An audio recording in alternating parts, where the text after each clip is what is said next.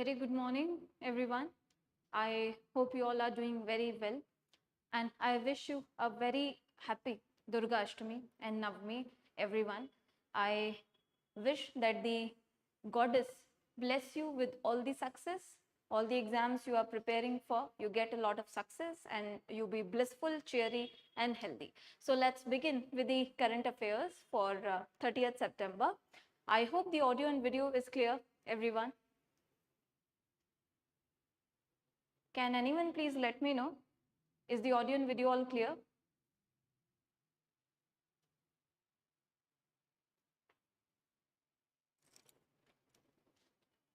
All right, so let's begin with the current affairs for 30th September. We will be covering the news. In the first section, what we have, ESI Finance and Business News. So, this class is going to be really important. There are several new measures taken across different fields. So, from changing of your base year of GDP calculation to new, say, asset class introduced by SEBI, all these. So, very, very important class it is going to be. Let's begin with the class. Just give me a second.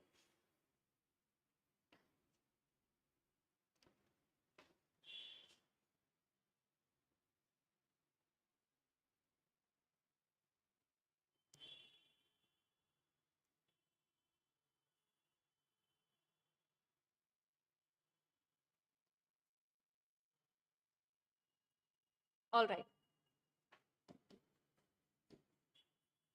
So the very first news which we have is regarding the PMI manufacturing index.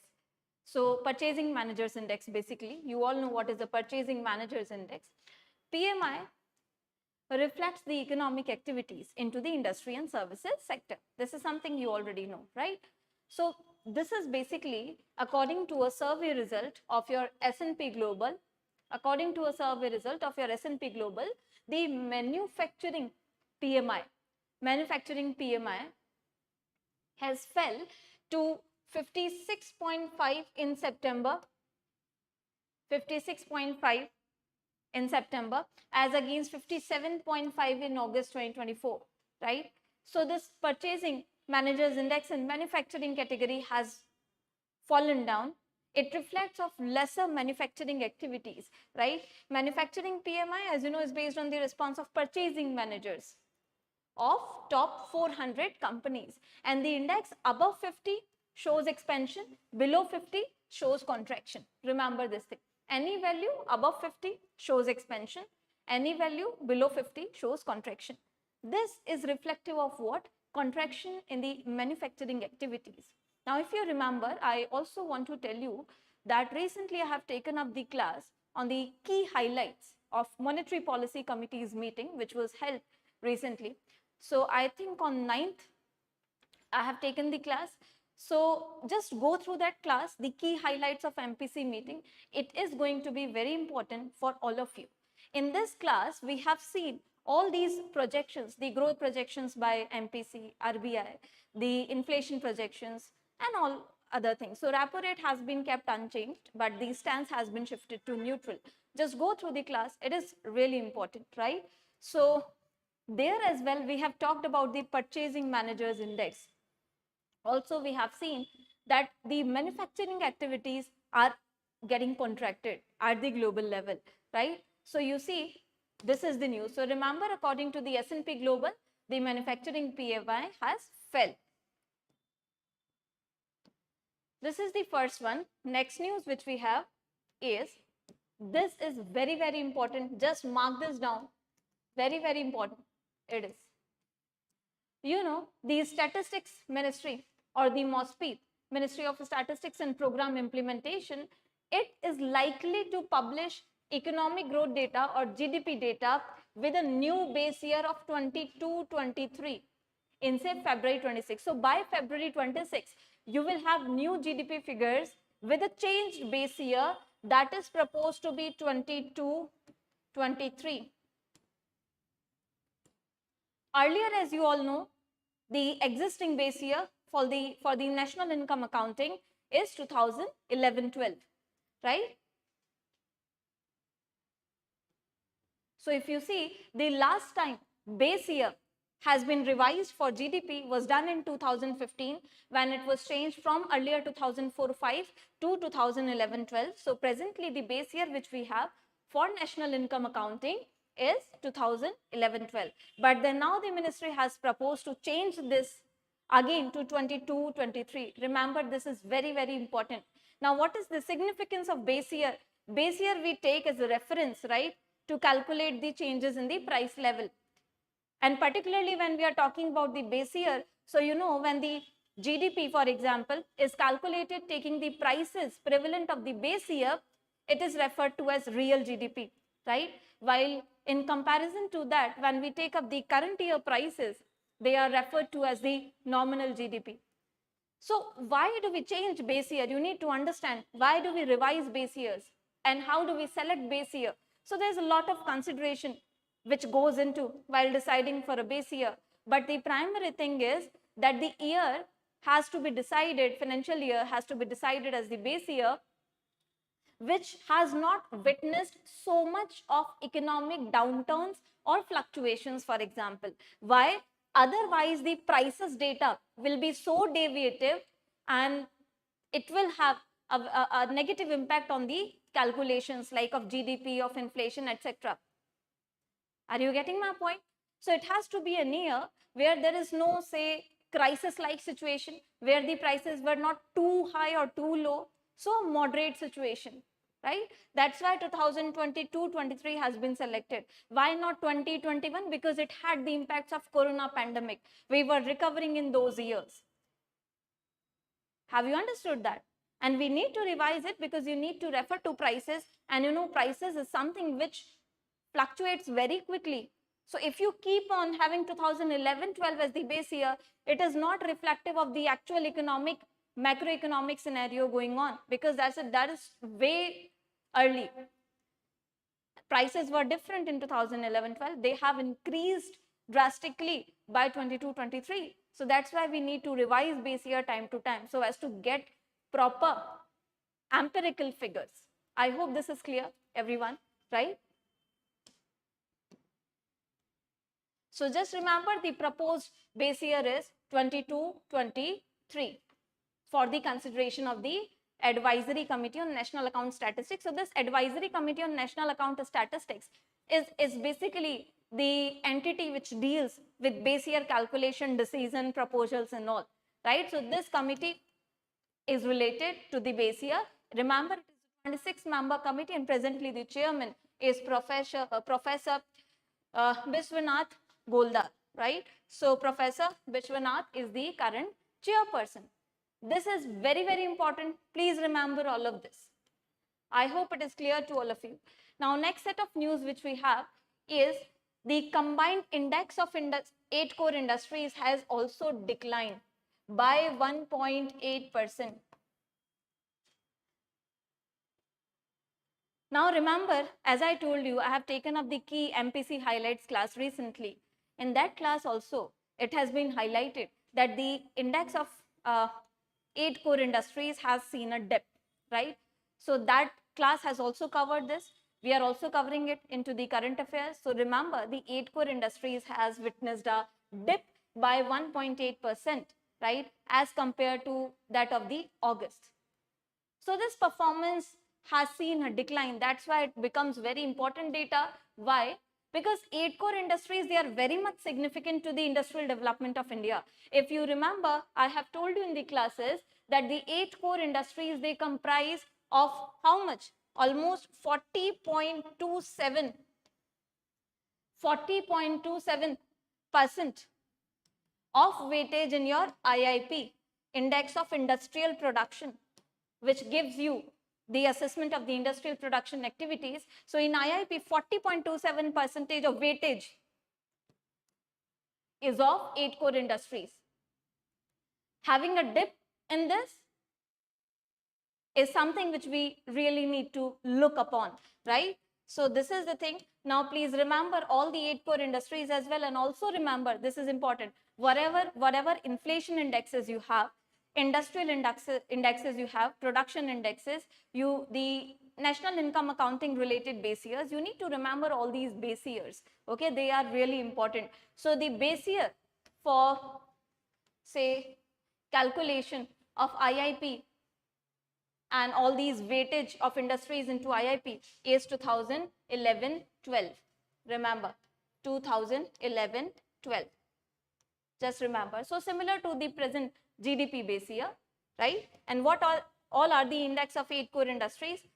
So the index of 8 core industries ka base year 2011-12. The 8 core industries are coal, crude oil, natural gas, petroleum refinery, fertilizers, steel, cement and electricity. So please remember all of them. All right. And if you see among them, the maximum weight has been given to petroleum and refinery products with a weight of 28.04%, and then fertilizers, no, not fertilizers. So maximum has been given to, remember, petroleum and refinery products, 28.04%. This is important. So remember this news. Next, moving on to the next set of news. Yes, so here, Finance Ministry has kept interest rates of these small saving schemes unchanged for the October-December 2024 quarter. So remember, the Finance Ministry has kept these interest rates on all saving schemes unchanged. All of these savings schemes are very, very important for all of your upcoming examinations. You have seen at least 1-2 questions coming from them in the objective type of questions. Also, they hold significance in mobilizing the household saving into investments, right? So it helps mobilizing the household savings for the betterment of the nation. Also helps you invest or plan your finances in a better manner. Why? Because these savings schemes, they are also covered under the net of tax deductions, covered say under 80C, 80, triple C, 80D of Income Tax Act. A lot of tax deductions are provided, for example, PPF, where you can save 1.5 lakh up to 1.5 lakh annually, right? So all of these benefits, tax benefits are there. You are offered with a quite high interest rates. So it is a better option to save as well as simultaneously invest and earn a return over it. All of these schemes are important. Remember the interest rates offered on all of these schemes. So Sukanya Samriddhi scheme 8.2%, Public Provident Fund 7.1%, Senior Citizens Savings Scheme 8.2%, Kisan Vikas Patra 7.5%, with investment maturing in 115 months. Remember, National Savings Certificate 7.7%, Mahila Samman Savings Certificate 7.5%, Post Office Monthly Income Saving MIS, quite famous Post Office Saving Scheme 7.4%, and one of the very famous recurring deposits of post offices, the 5-year recurring deposits RD 6.7%. So all of these interest rates are kept unchanged. Okay, kept unchanged. Please remember this. So this was about one section. Then moving on to the regulatory bodies news, we have again important news covered over here. So according to the Reserve Bank of India report, according to the RBI report, if there is anything according to the RBI report, so accordingly becomes important for you. You all know that, right? Quite natural. So according to the report, India's current account deficit has widened. And I'm mentioning again, I have covered this thing in the MPC key highlights as well. So please go through the class. That is really important. Nothing important is left in that class. If you cover it comprehensively, it is going to give you benefit, right? So RBI's data says that India's CAD, current account deficit, has widened, not substantially, but at least has widened marginally by say 1.1% of the GDP. 1.1% of the GDP. Now, current account deficit, you all must be knowing, and what is the implication of these widening of CAD? Current account deficit, you must be knowing that in BOP you have two broader classifications, right? You have current account and you have capital account. Current account basically deals with your trade in goods as well as services, right? So goods and services ka trade is dealt with in the current account. In the capital account, you have all these investments, borrowings, external commercial borrowings, FII, FDI, FPI, anything which leads to a change in the ownership of the asset. Any such transaction which leads into, say, change in ownership of the asset is recorded in the capital account BOP. So when we are talking about current account deficit, that shows there is a deficit in trade activities, which means overall exports are less than the overall import. So we are importing more and exporting less. That means what? That means we are paying foreign currency more than what we are receiving. Are you getting my point? That is current account deficit. So because it is current account, so it includes goods as well as services. Remember that. It has expanded. So we will look into the reasons for the expansion, but let's see. So please remember the figure, expanded by 1.1%. The figure is quite easy to remember. Then if you see the reason, this is because India's trade gap has increased on higher imports and weak exports, of course. What can be the reason? Either you are importing more or you are exporting less. So this is the scenario with India. India is importing higher and exporting less. So import bill is higher. That is the reason, right? You can look at these figures. In first quarter of 24 financial year, it was $8.9 billion or 1% of GDP. In fourth quarter, it was 0.5 or $4.6 billion, but now it is $9.7 billion, remember. Now it is $9.7 billion. So it has expanded. Now if you see the broader components, one by one, so merchandise trade deficit is there. That means we have a trade deficit in goods. We are importing more goods than what we are exporting. So merchandise trade deficit is there. Okay. In first quarter of 24-25, it was 65.1 billion, which has increased from the previous level. So you can see merchandise trade deficit has increased. Next, net services receipts, they have increased. Okay. So net services receipts, if you see, they have increased, but still they are not able to offset the overall deficit because we are importing more. So if you look at the net services receipts, these individual components also you should remember the trend, if not the figure. So please try to remember the figure as well. Net services receipts, they have increased. What about the private transfer receipts? So private transfer receipts have also increased to $29.5 billion from the previous levels. Private transfer receipts. Now what are these private transfer receipts? Whatever, say, you have transferred or received in terms of transfer payment. Now there are two kind of payments, the factor income and the transfer income, remember. So in the national income accounting, always you take into consideration the factor income only, not the transfer income. So transfers are basically one-sided or unilateral payment. That means you have not generated any economic activity against them. That is a transfer payment. Like you have sent gifts to someone, you have received a gift, like remittances, right? So all these private transfer receipts, they have also increased. So we have also sent more of transfer receipts and also received more of remittances. Then if you see, net foreign direct investment has also increased. FDI has also increased to $6.3 billion. Net inflows of portfolio investment, it has moderated. So it has not increased, it has moderated, foreign portfolio investment. That's why you see recently there have been initiatives by SEBI to attract foreign portfolio funds, right? Then you see net inflows under external commercial borrowings to India, they are lower than the previous level. 1.8, the previous one was 5.6 billion US dollars. So net inflows under the external commercial borrowings are lower as compared to the previous level. Now what are these ECBs? ECBs are also, remember, components of your capital account. Okay. So here, all of these components, the merchandise, except merchandise as well as services receipts, these are your current account components, right? Also the private transfer receipts. These are your current account, mentioned in the current account of BOP. But all of these, foreign direct investment, portfolio investment, external commercial borrowings,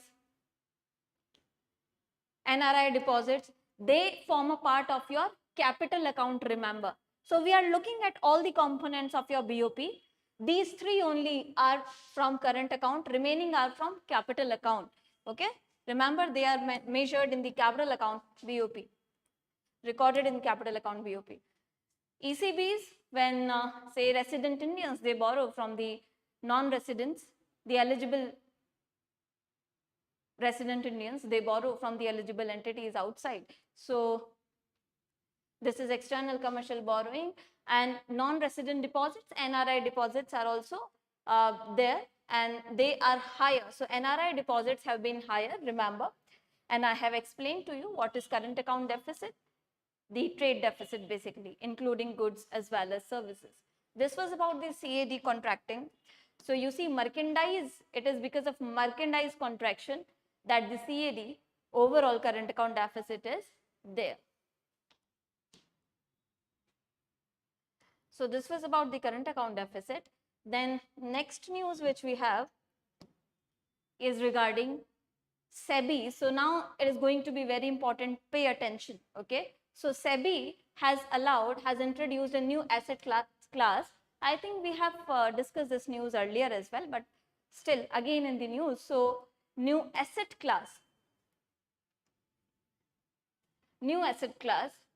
the investment portfolio has been announced by SEBI, which is particularly catering to attract investments from the high net worth individuals, those who are ready to pay more, simultaneously ready to accept higher risks, right? So this is to cater to the high net worth individuals to invest in the riskier regulated products. This is the news. Now let's see what all are the features of this new asset class. So if you see this new product, again it is risky of course, but regulated. Minimum investment only is of rupees 10 lakhs. So that is something which high net worth individuals can cater, is catering to. And so SEBI, via introducing these asset classes, is targeting the high net worth individuals who are ready to mobilize capital or ready to invest, say, at least 10 lakhs and 10 to 50 lakhs generally, right? So this class will give high net worth individual investors exposure to equity derivatives, as we have seen. This is first set of news. Remember the minimum investment amount, 10 lakhs, right? Is this clear, everyone? This is first. Second, or other related or other proposals or approvals given by SEBI, not proposals, these are the approvals given by SEBI are also important. So one is regarding your MF Light regulation again, liberalized MF Light framework, liberalized mutual funds light framework. So liberalized MF Light framework basically for passively managed schemes of mutual funds. You know what is MF Light? Anyone tell me, what is MF Light regulation?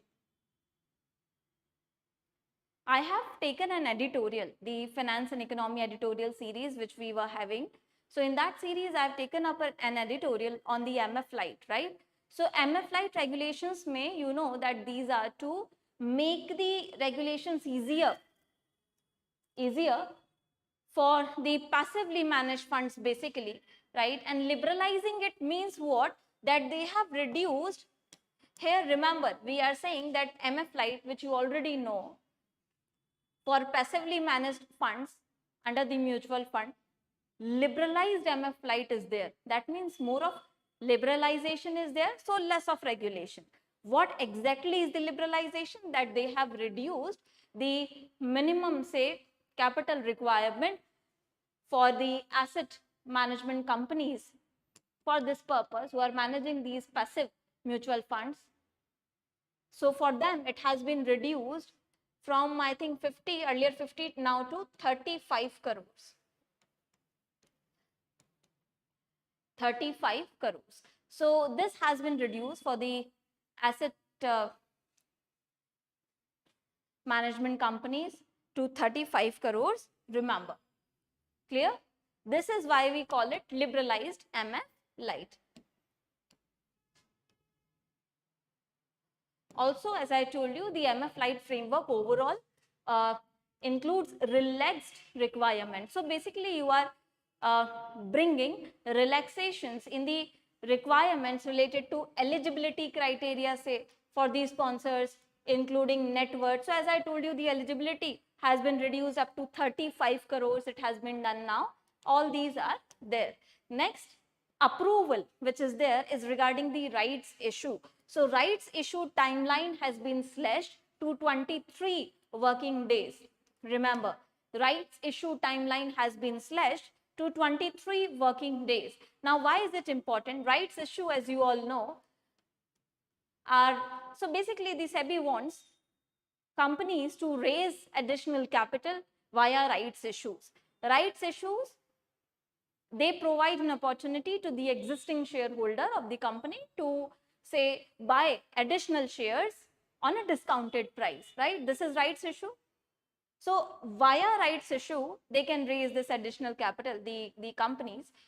Now the rights issue timeline has been slashed to 23 days. Earlier, it was around average of 317 days. This will make the process faster enough. So 23 days means right from the approval, when the board has approved such issue of the rights issues, such approval has been provided, from that day, within 23 days it has to be done. This is to make it faster and align it with the other regulations. So remember, this is the thing. New timeline is 23 working days. Next approval in this series is expansion of connected person. Connected person under the insider trading norms. You all know insider trading is not legal, right? So insider trading norms may, adding to the insider trading norms, SEBI has introduced or widened the idea of connected person. So the definition of connected person and immediate relative has been changed. Now this immediate relative, so what is insider trading? Where you disclose the price sensitive information, right? Which was not supposed to be disclosed to the market, and then it distorts the financial market activities. So this is insider trading, you all know. When you get some insider information and then it affects the trading activities and all. Now, what SEBI has decided to do, it is expanding the definition of connected person. For insider trading, if you have received this information from any connected person. Now, earlier what used to be, this connected person used to be the immediate relative. The word immediate relative was mentioned in your Income Tax Act, right? Immediate relative. Now this has to be changed. This will be changed to relatives only, right? So relatives, not immediate relatives. So it will include broad range of, say, categories of people related to you from wherever you have got such information, or if anyone has been there in providing you such advice, information, hint, etc., clue, etc., right? So this is the thing. Expanding the definition of connected persons and immediate relatives, remember. Now it will include the spouse, the child, the parent, sibling in the new definition of relative. So immediate relative has been replaced with relative. That might not be immediate, any far relation will also be connected person in this regard. So this is to ensure that insider trading like activities do not happen in future. This was the news regarding regulatory bodies. I hope all of them are clear. You have understood all of them. They are important. So please remember whatever we have discussed. Next, we have the banking news category. In banking news, if you see, the Axis Bank has extended a 1 billion of rupees loan guarantee to Muthoot Capital, okay, in partnership with Guaranco, because basically, just remember, this has been done to promote electric vehicle adoption in rural and non-metro regions of India, okay. So this overall objective of extending these loan guarantees, they overall want to expand the EV penetration in rural and non-metro areas so as to reduce the emissions basically and have a cleaner transportation. Then next what you have is again very important. So RBI has sanctioned the scheme of amalgamation. So there will be an amalgamation of Mumbai based Rajapur Sahakari Bank with Malad Sahakari Bank Limited, Mumbai based again. So they are going to be amalgamated. Remember this, Mumbai based Rajapur Sahakari Bank and Mumbai based Malad Sahakari Bank. So please remember this power, from which section of which act does RBI derives this power of granting these approvals for amalgamations and all.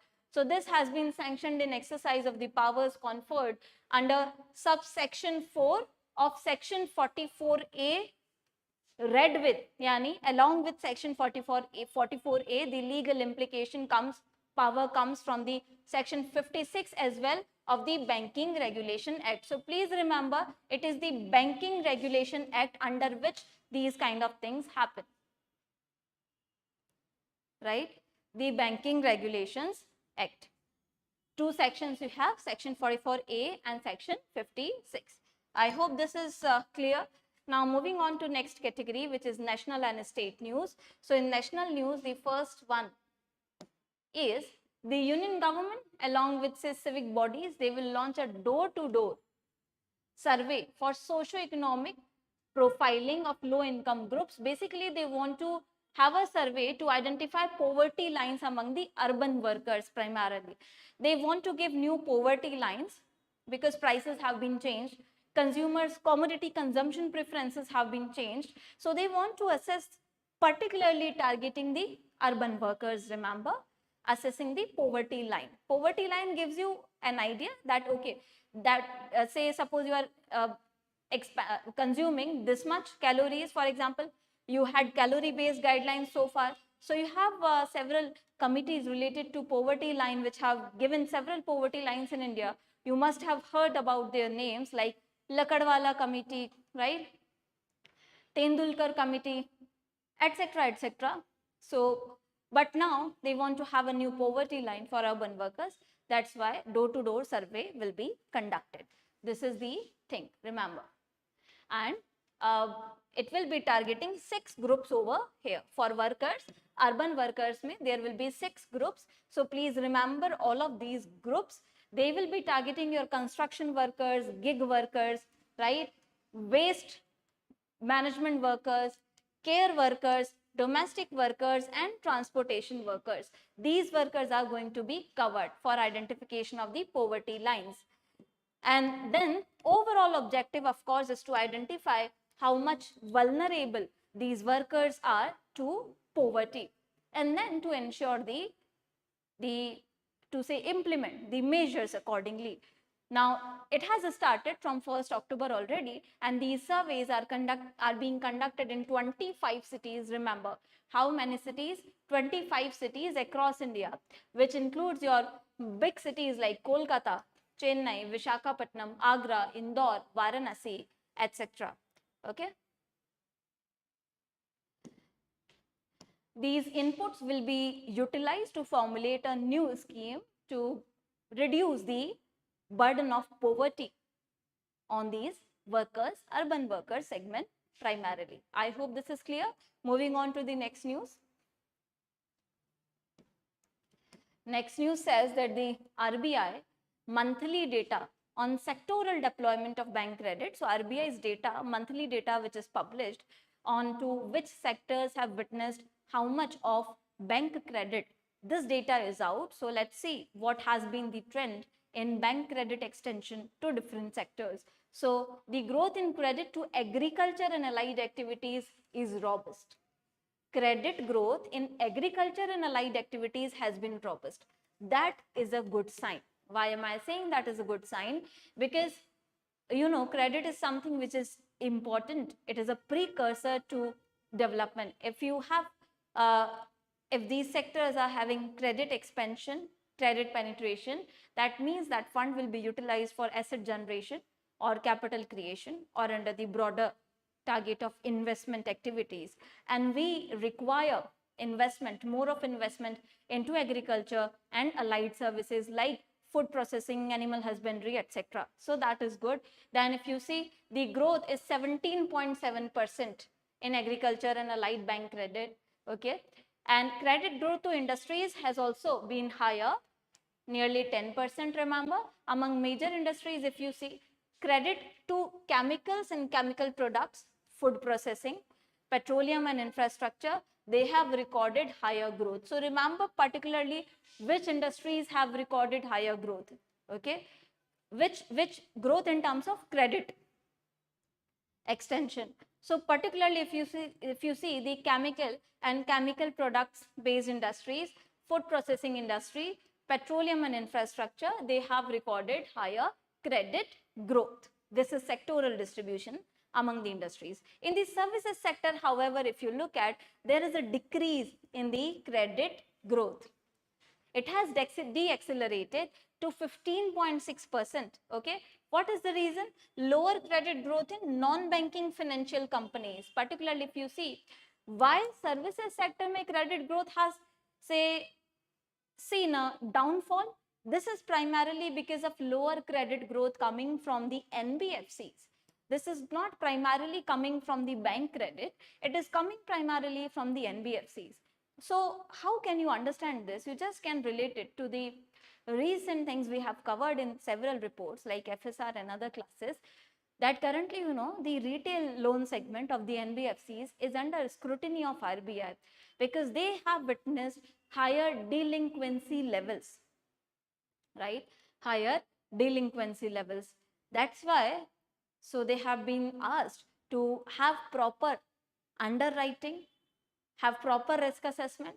That has affected their credit growth. And then if you see, growth in the personal loans has also moderated to 16.9. Same reason is there for the personal loans as well. More scrutiny from RBI, and then they are keeping a watch on these personal loans and retail loans, that whether they are properly assessed or they are engaged in aggressive lending. I hope this is clear. So please remember the data and the reasons. You can utilize this information in your descriptive writing as well. Now moving on to the next set of news. So you have Union Minister of Port, Shipping and Waterways, Sarbananda Sonowal, has launched Cruise Bharat mission from Mumbai Port. Remember, Cruise Bharat mission from Mumbai Port. What is the aim of this mission? To excel India's vision to become a global hub for cruise-based tourism. We want to make India a global hub for cruise-based tourism, right? And promote the country as the leading global cruise destination. Promote the cruise-based tourism from India. This is the primary objective. And they want to double the cruise passenger traffic by 2029. Remember, this is the target, to double the cruise passenger traffic by 2029.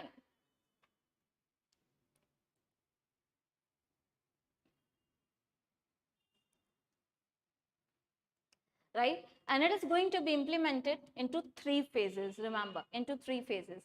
Phase 1 will be there, focusing upon, say, conducting different studies, having a proper plan, how to go with the things, and forming alliances with the neighboring countries to implement this cruise tourism.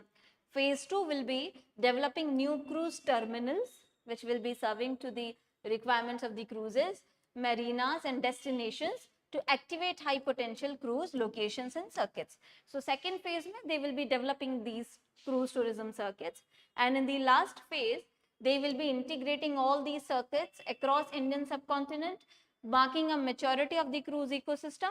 So basically, they will be integrating all these circuits and locations so as to, within, say, Indian subcontinent, so as to ensure more number of tourist destinations and cruise calls, right? So, you know, there's a word cruise call. It will come in the PDF only. So particularly if you see your ocean harbor cruises, river island cruises, as well as your island cruises. These 3 segments are the target under this broader initiative. So key targets, what are the key targets? Please remember them. What are the key targets under this cruise Bharat mission? So increase sea cruise passengers. They want to increase number of passengers on the sea cruises on board from 0.5 million to 1 million by phase 3. Increasing sea cruise calls from 125 to 500. Please remember these data. These data of the key targets, they are important, right? So they want to increase the cruise passengers numbers from 0.5 million to 1 million.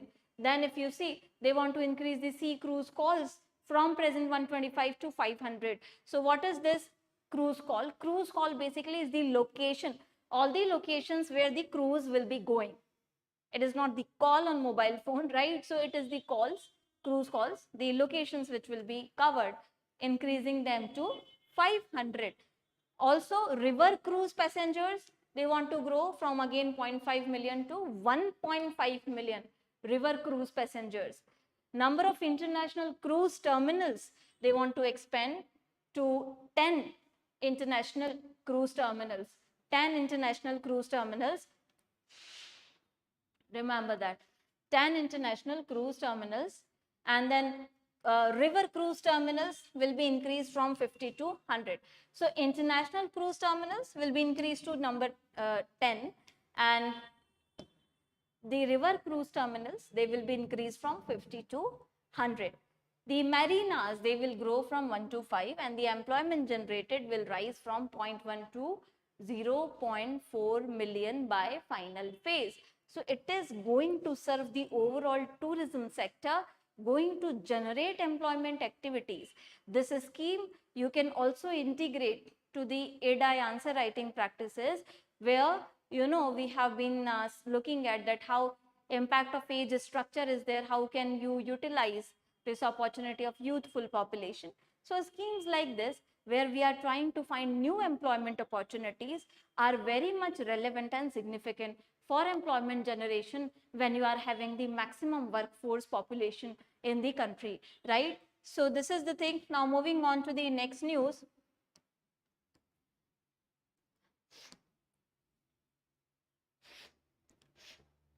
Moving on to the next news. Prime Minister of Jamaica, Dr. Andrew, has arrived in New Delhi on a 4-day official visit. You must have read this news. And the first visit of the Prime Minister, this is the first visit of the Prime Minister to India, and also the first ever bilateral visit of a Prime Minister of Jamaica to India. So please remember, this is important. They can ask you the name or the name of the country. So this is Jamaican Prime Minister visiting first time to India.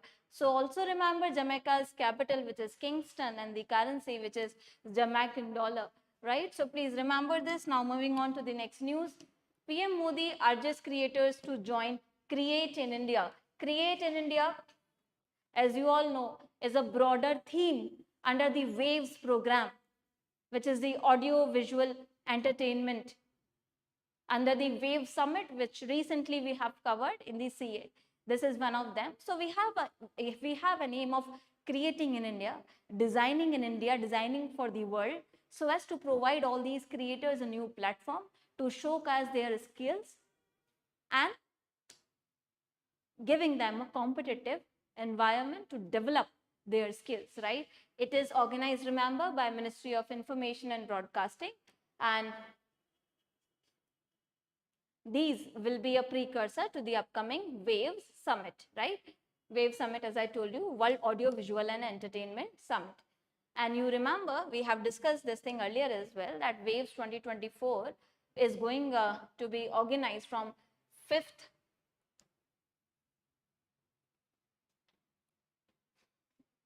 just one second. It is organized from 5th to 9th February.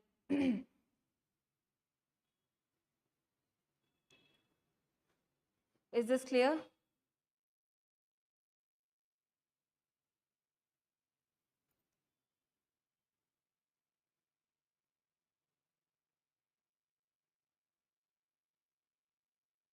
So this is wrong, you know, that's why I was just taking a few seconds to internalize this.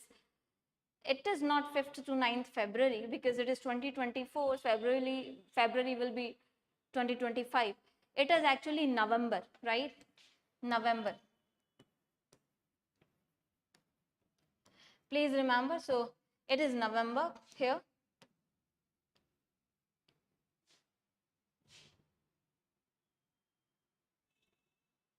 All right. So this was about the WAVES Summit and the Create in India program. Now moving on to the next news. The National Knowledge Sharing Workshop. National Knowledge Sharing Workshop. Also, please don't worry about this. I will do, if there is any correction required, I will do this thing before it gets uploaded. So don't worry about that. National Knowledge Sharing Workshop is being organized in Bhopal under the STARS project. So the objective of the workshop is to share knowledge of the states of STARS project. What is this STARS project? STARS basically refers to is strengthening teaching, learning and results for states. It is supported by World Bank. So it is basically is strengthening the teaching, learning ecosystem and framework for states. And the National Knowledge Sharing Workshop is being organized in Bhopal under this project. So remember, where is this workshop organized? Bhopal, under the STARS project. Also remember which bank is or which international institute is supporting this. So World Bank is supporting this. You have to remember this thing. World Bank is supporting this. The overall objective, of course, is to have betterment of the schools of the country, and it is presently being run in 6 states of the country. Please remember all of these names. Remember the names of these states as it is. Which are these 6 states? So one is Madhya Pradesh, then you have Odisha, Rajasthan, Kerala, Himachal and Maharashtra. Remember, MP, Odisha, Rajasthan, Kerala, Maharashtra and Himachal. These are the 6 states.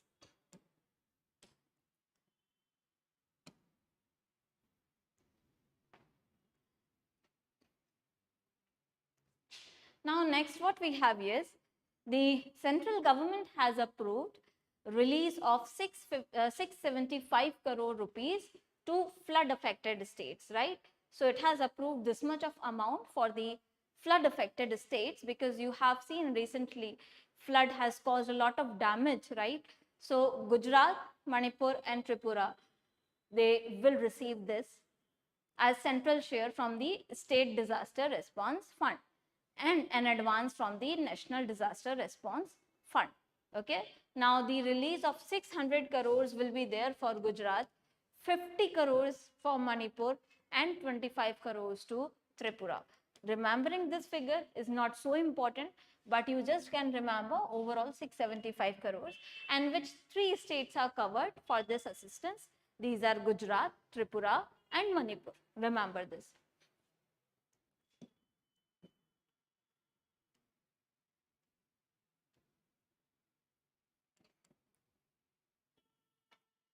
Then let's see the next set of news.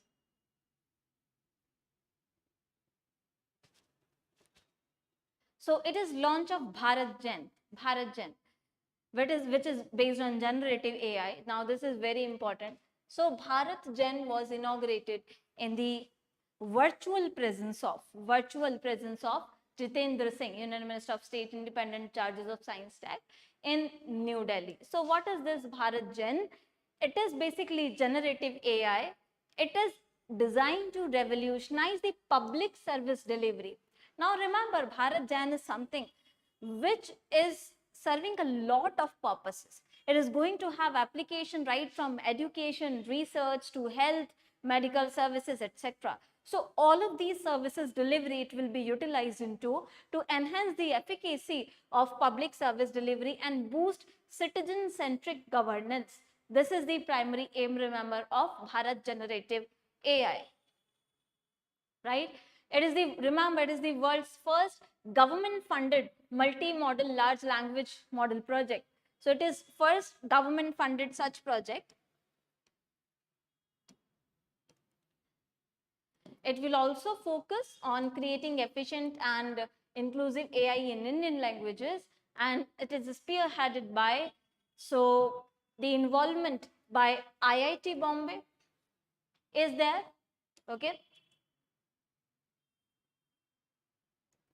So please remember, IIT Bombay under the National Mission on Interdisciplinary Cyber Physical Systems is there. IIT Bombay is the important contributor in the development, and it is implemented by the TIH Foundation for IoT and IOE at IIT Bombay. All other academic partners if you see, so IIT Bombay is one of them, IIT Hyderabad is there, IIT Mandi is there,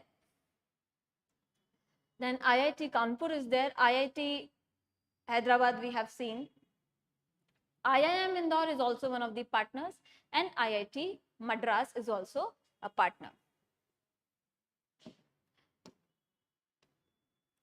Now, as I told you, the broad features, but let's see the 4 key features of this BharatGen. First, it is going to be multilingual, multi-model nature of foundation models. The Bharatiya data set based building and trading will be there. Open source platform it will be, open source, and development of an ecosystem of generative AI research in the country. So as I told you, a lot number of applications are there. It is multi-model, open source, so has broader implementation, will be utilized for promote AI based research and innovation further. It is expected to get completed in 2 years, and the activities it will be serving is knowledge creation, of course, then technical development, innovation and entrepreneurship, as we have discussed, India centric data set development and product development as well.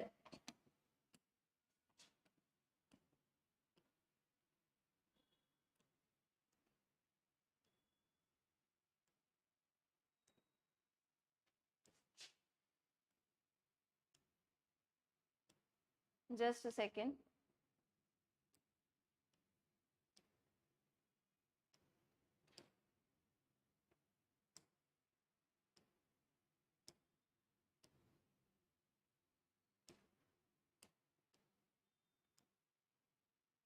Yeah, so remember, this is the thing.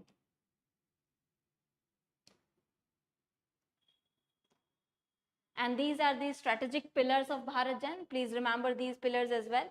Data and model innovation, advanced capabilities and applications, interactivity of user experience, ethical AI and privacy, ethical AI, remember, okay?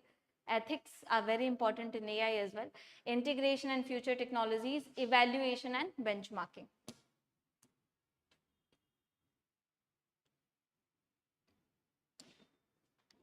Next, what you have is Digi Yatra will be made available in regional and international languages now. So Digi Yatra will be made available in regional as well as international languages. Currently, if you see that it is only available at 24 airports. Under this pilot projects, foreign citizens, they also will be able to use Digi Yatra. Digi Yatra, I hope you all know about this, was introduced in 2022. A facility based on the facial recognition technology, basically to have contactless movement, seamless movement of passengers at various check-ins at airports, to reduce their time, to save their time via checking in on these airports, right? And remember, nodal agency with this regard, the nodal agency is Digi Yatra Foundation. Okay, and shareholders of this will be your Airport Authority of India, etc., etc. And it is proposed to be rolled out at 2 airports, so the Varanasi and Bengaluru in August 2022. So it has been rolled out to 2 airports. Remember the names, Varanasi and Bengaluru. So remember the names of these airports. This is also important. Now it will be extended to international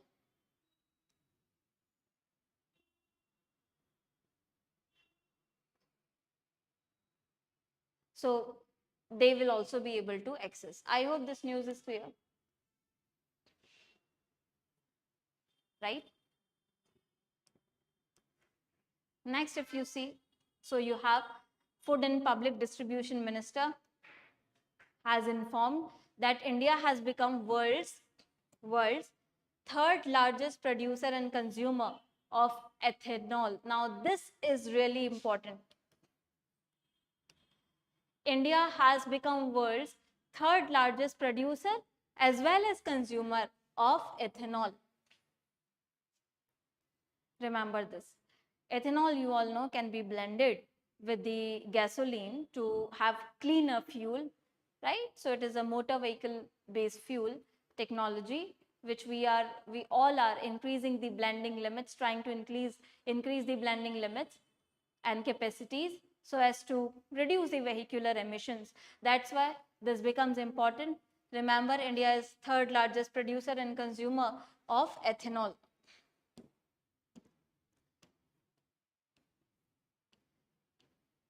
So this was about the national news. Now we have the state news. In the state news, you have first, which is Maharashtra government. Maharashtra government has declared indigenous cows as Rajya Mata, Go Mata. Okay, remember? And acknowledging their historical, auspicious, nutritional and agricultural significance. So Maharashtra government has declared indigenous cows as Rajya Mata, Go Mata. Okay.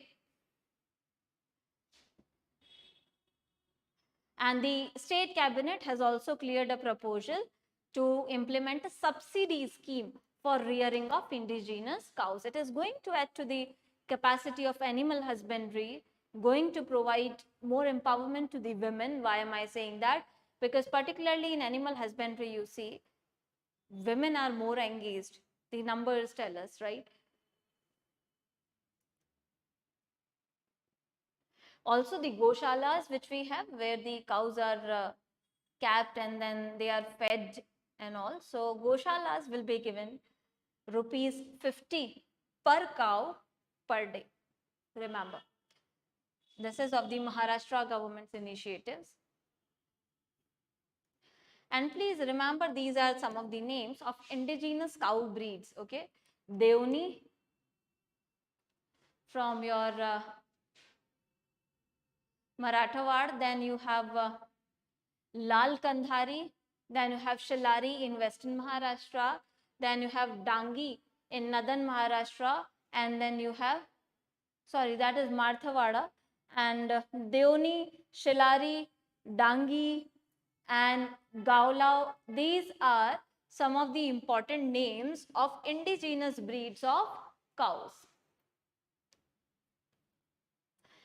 The next you have is just an information that the Indian Railways, RSPB, has defeated Indian Oil Corporation in the 95th All India MCC Murugappa Gold Cup hockey tournament. So in hockey tournament, the Indian Railways has defeated the IOC.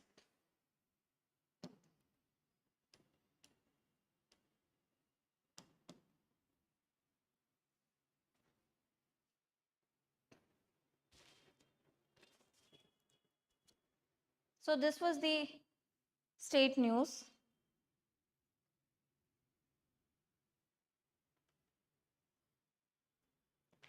Now let's look at the international news. What all are the international news we have?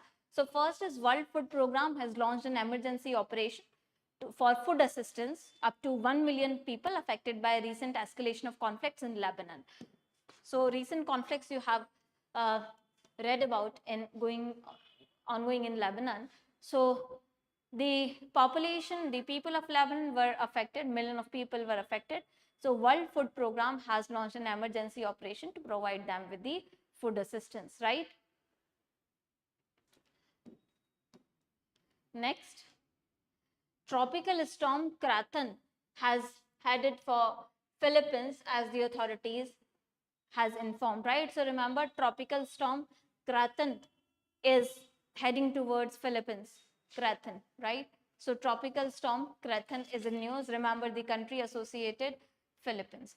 Now talking about the MOUs, mergers and acquisitions. First one which you have, so in MOUs, you just have to remember the MOU and the purpose. We need not discuss them in detail.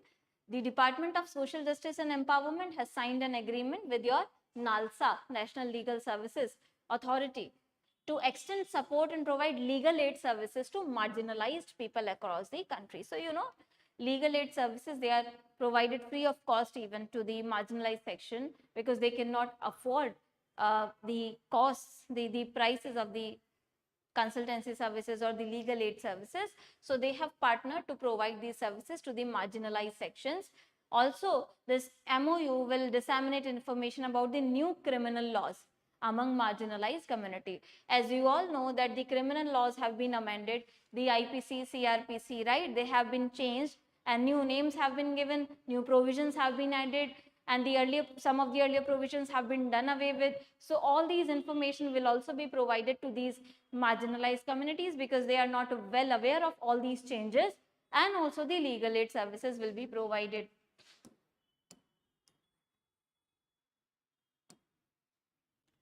Then you have the Indian Army has signed the 8th procurement contract under its initiative of Innovations for Defense Excellence in New Delhi. It has been signed, remember with whom? So with QNew Labs. QNew Labs for procurement of generation of quantum secure key distribution. It is basically going to replace the algorithm based encryption system which are being used, okay. So to enhance security system, the QNew Labs के साथ they have signed this contract, 8th procurement contract it is such in the series, and it is going to replace the algorithm based encryption system with the quantum secure key. So this will secure the military, you say, equipments and their functioning. If you see this initiative IDEX, which is Innovations for Defense Excellence, Innovation for Defense Excellence is a flagship scheme of Ministry of Defense. It was launched by the Prime Minister, remember. They want to foster innovation and technology in defense and aerospace, also integrating the latest technologies to ensure the security in defense equipments and operations and systems, right? And it is funded, IDEX funded and managed by DIO, Defense Innovation Organization.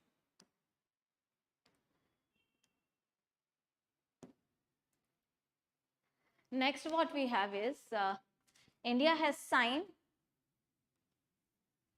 treaty, High Seas Treaty. We have discussed this thing earlier as well. India has signed the Biodiversity Beyond National Jurisdiction Agreement to promote conservation of marine genetic resources, okay, and fair and equitable sharing of benefits. So high seas, basically, this high seas are areas in the international waters where no national jurisdiction is there. So to conserve the biodiversity over there, it has been signed. We have covered this thing earlier as well in the CA. And I have asked you to remember what is territorial water. So, this is the coastline, say.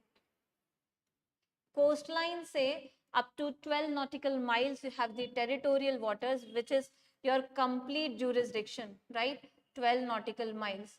Then coastline or baseline, say 22 nautical miles, you have your exclusive economic zone where you can explore for economic resources and minerals.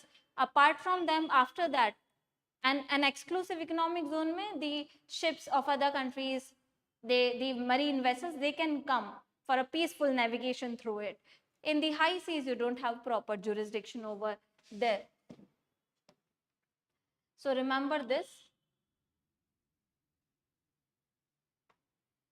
It includes your most ecologically vital but critically threatened and least protected areas on the earth.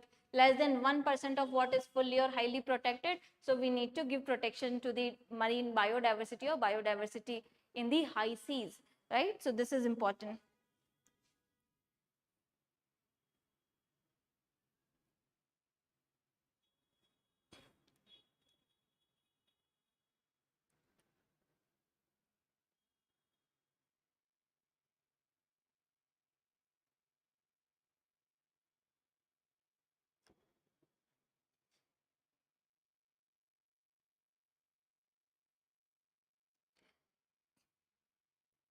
So this is the thing. Now moving ahead with the next section, which is science and technology and defense. So in science and tech, what we have first is NASA and SpaceX. They are the spacecraft. So NASA and SpaceX is spacecraft carrying crew 9 members, astronaut Nick Hague and Roscosmos cosmonaut Alexander. They have left for International Space Station. If you remember, we have discussed this thing earlier as well, that they are going to the International Space Station, and they will be bringing back the Indian origin astronaut Sunita Williams back to the Earth. And they are expected to return by February 2025, remember. In the defense, again, you have the 8th edition of India-Kazakhstan joint military exercise Kazind, remember. So Kazakhstan and India joint military exercise Kazind, right? So remember this. It has commenced where? In Oli, Uttarakhand. Remember the place and remember the name of the exercise. Kazind has been there at Oli in Uttarakhand. 13th October tak it will be there.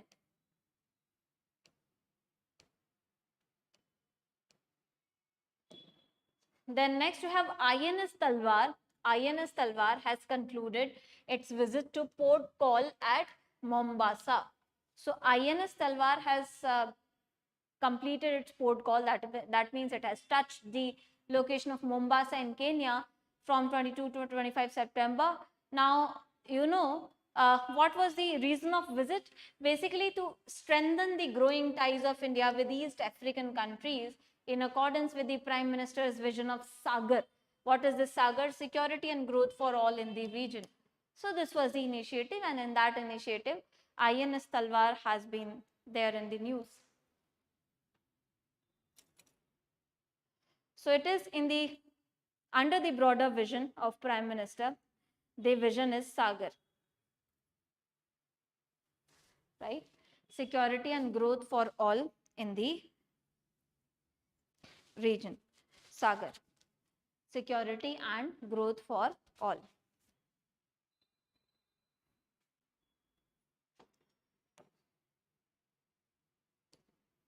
Now next in the indices and rankings, if you see, so first is Bloomberg's Billionaire Index, where Mark Zuckerberg's fortune now stands at $201 billion, making him the 4th richest person in the world. So Mark Zuckerberg has become the 4th richest person in the world based on this Bloomberg Billionaire Index. And which all are the, or who are the 3 top richest person then globally? So first is your Jeff Bezos, of course, Amazon founder. Then you have Bernard. Then you have Tesla's Elon Musk. Okay, and Mukesh Ambani stands at 12.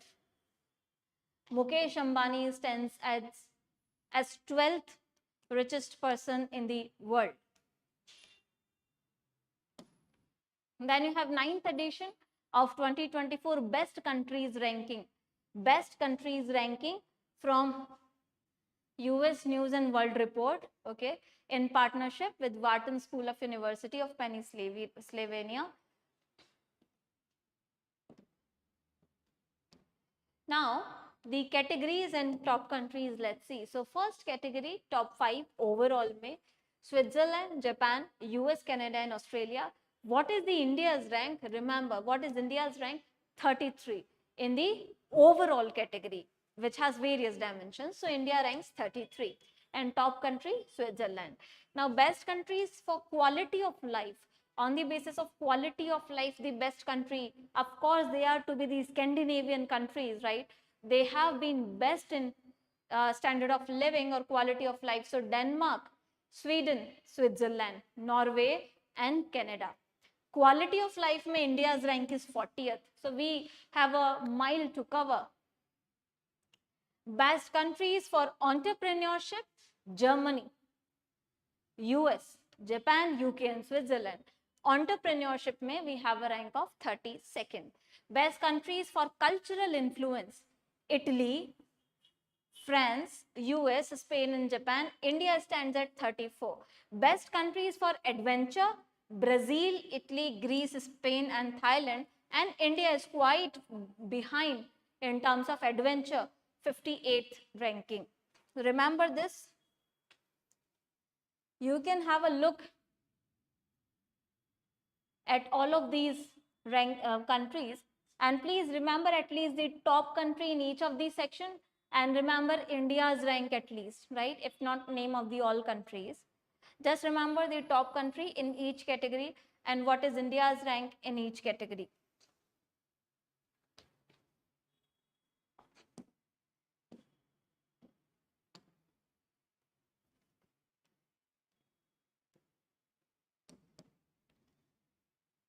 Right? Now, according to the 2-year study conducted by Praja Foundation, Kerala has emerged as the leader in Urban Governance Index. So remember, there is this Urban Governance Index 2024 by Praja Foundation. Kerala is the leader. So urban governance mein which are the top 5 Indian states, Kerala, then Odisha, then Maharashtra, Chhattisgarh and Madhya Pradesh. Okay. And bottom 5 mein you have the Nagaland, Manipur, Meghalaya, Chandigarh and Punjab as well. Now let's see the books, awards and festivals. So legendary actor Mithun Chakravarti, you all know is a legend, will be honored with Dada Saheb Phalke Award at the 70th National Film Award ceremony. Okay. Next, Naga Hospital Authority at Kohima has been recognized. So capital of Nagaland, Kohima. Naga Hospital Authority of Kohima has been recognized as the best performing hospital in Kohima district under Ayushman Bharat Pradhan Mantri Jan Arogya Yojana PMJ mein, right? Then you have a sports category. A sports category mein first you have India has secured the SEF Under 17 Championship title. So we have won the SEF Under 17 Championships title, defeating Bangladesh at Shanglimitang Stadium in Thimphu, Bhutan. Okay, so it was held in Shanglimitang Stadium at Thimphu, Bhutan. This is SEF Championship. You know, this is a football federation championship, right? South Asian Football Federation. Now ISSF Junior World Championship mein, so your Indian in shooting, the Indian pair of Gautami Bhanot and Ajay Malik, they have clinched bronze after defeating Croatia in the air rifle mixed event in ISSF Junior World Championship held in Lima, Peru. Okay, in the same event, China has defeated France to win gold. Remember, gold was backed by China. And in the air pistol mixed event, you see the so air rifle mixed event mein you see Gautami Bhanot and Ajay Malik clinching bronze. Air rifle. Air pistol mixed event mein you have Lakshita and Pramod winning bronze. So remember these categories. Then next you have is India again bagged 7 medals, remember 7 medals in Junior World Wushu Championship being held in Bandar Seri Begawan at Brunei, right? So remember the location being held in Brunei. India has won 2 gold medals, 1 silver medal and 4 bronze medals. 2 gold, 1 silver and 4 bronze. And winners, gold winners, so 2 gold winners are there, Aryan, okay, junior section 48 kg and Shaurya 48 kg children section, right? So Aryan from 48 kg junior section and Shaurya from 48 kg children section. Wushu, as you know, is the recent form of martial arts, has primarily derived its form from China, right? So these are the championships. They really have made India proud. And next you have the BCCI inaugurated. BCCI has inaugurated the new National Cricket Academy in Bengaluru. So BCCI has inaugurated new National Cricket Academy in Bengaluru. Remember this, remember the location. This world-class facility will now be called the BCCI Center of Excellence. It will be known as BCCI Center of Excellence, remember, where total 3 of world-class, so the BCCI Center of Excellence, it features a total of 3 world-class grounds and 86 pitches you have, which includes both indoor and outdoor areas. So it is important, remember the location Bengaluru, okay? And it also have 45 outdoor net pitches for practice. Now next you have is Ravindra Jadeja has made history by becoming the 3rd Indian cricketer to achieve the remarkable feat of scoring 3,000 runs and taking 300 wickets in test cricket matches. And he reached this milestone. So remember, it is easier, the number of 3 is there, right? Figure of 3 is there. So 3,000 runs and 300 wickets. Okay, he has reached this milestone during the 2nd test match against Bangladesh at Green Park in Kanpur.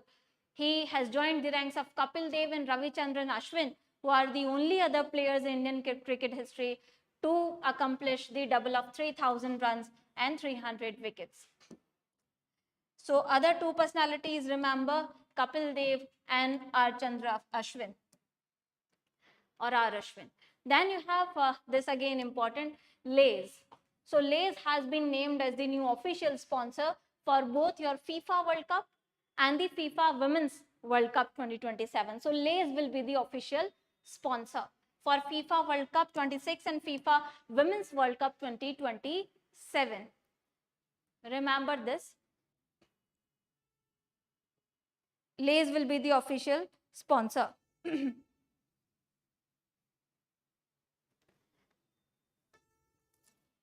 Now, the appointments, conferences and committees section.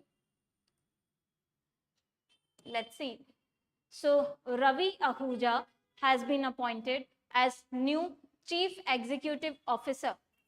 Ravi Ahuja has been appointed as CEO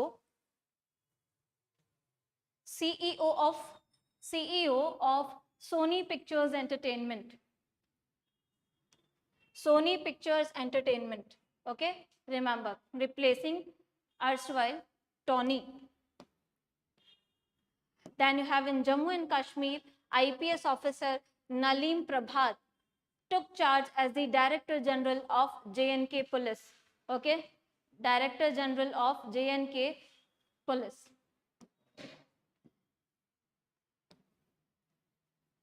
Then you have Indra Sena Reddy Nallu, Governor of Tripura.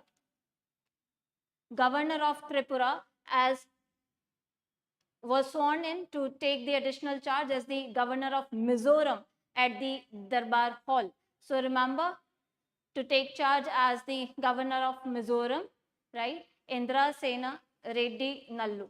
And he will hold the office. He will hold the office during the absence on leave of the incumbent governor, Dr. Hari Babu.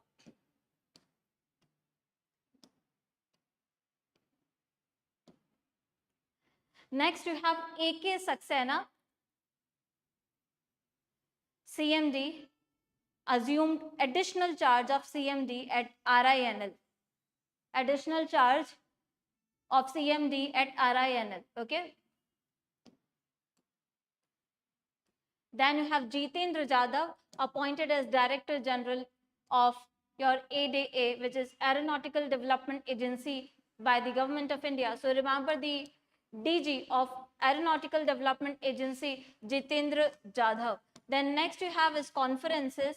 conferences में you have 2024 edition of the annual apex level international conference of the Indian Navy in the Indo-Pacific Regional Dialogue held in New Delhi from 3rd to 5th October. Remember what was the theme? Theme was resource geopolitics and security in Indo-Pacific. Remember the theme, resource geopolitics and security in Indo-Pacific. Focus here is of course marine resources and marine resources sharing.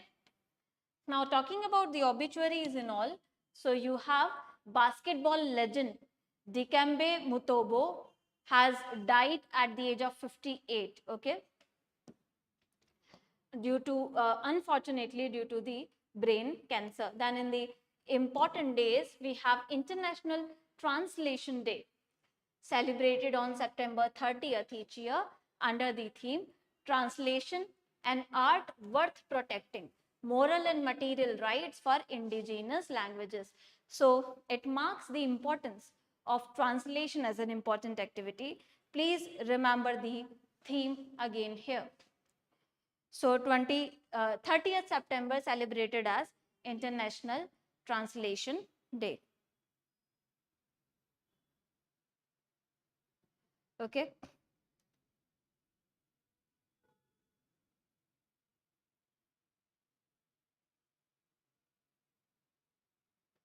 Then remember the theme, translation and art worth protecting.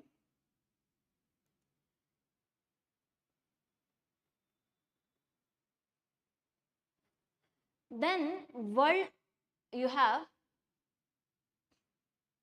World Cassowary Day in 2024 celebrated every year on 26th September. So again you have this.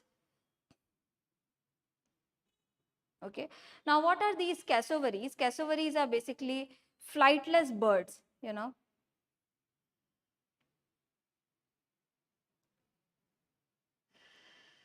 These are a type of birds. So it is celebrated as to mark the awareness of conservation and all for cassowaries. So World Cassowary Day 2024 celebrated every year on September 26. Remember, cassowary is a class of bird, a flightless bird it is.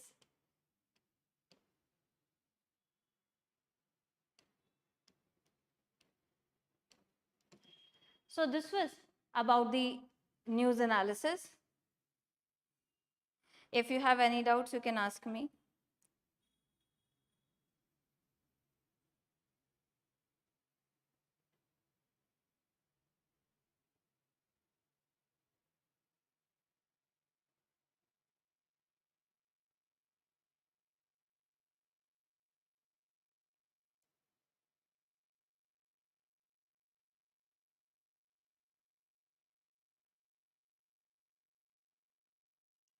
Anyone? If you have any doubts from whatever we have discussed today.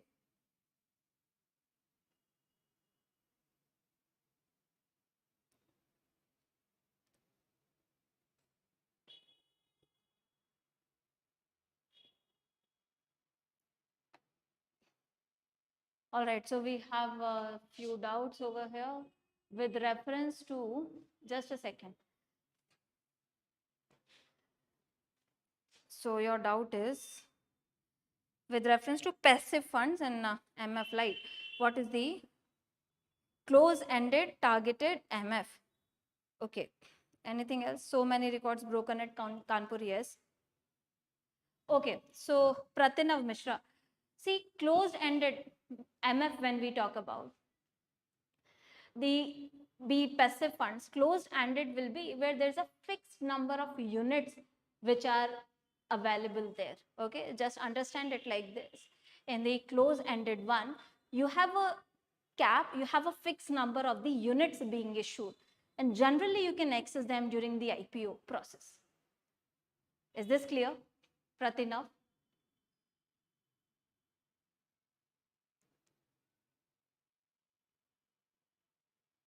Yes, is this clear, Pratinav?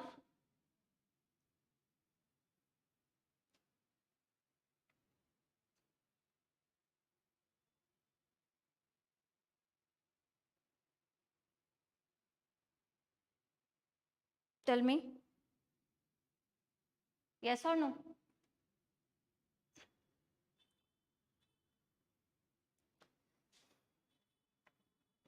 Is it clear now?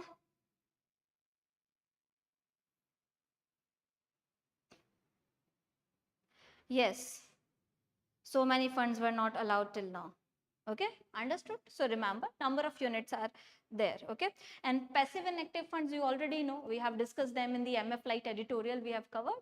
Passive one, they basically track the performance of the indexes, and active one, they try to outperform them, right? So I hope all of these are clear. Today's class was really important. We have a lot of important news over here, and from regulatory bodies to banking, ESI, finance, all of them are important. So I've comprehensively covered the concepts as well. And I'll again ask you to please watch the video on MPC key highlights. If you cover it comprehensively, nothing important will be remaining. It will be adding to your performance. Thank you so much. I hope you have enjoyed the class, and see you in the next class with next set of current affairs. Till then, have a really wonderful day. Thank you so much. See you in the next session.